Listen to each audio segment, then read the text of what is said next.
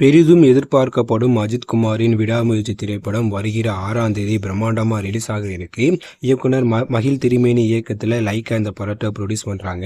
இந்த படத்துக்கு அனிருத் அவர்கள் இசையமைச்சிருக்காரு. மேலும் த்ரிஷா, அர்ஜுன், ரெஜினா, ஆரவ் உள்ளிட்டோர் முக்கிய கதாபாத்திரத்தில் இந்த படத்துல நடிச்சிருக்காங்க.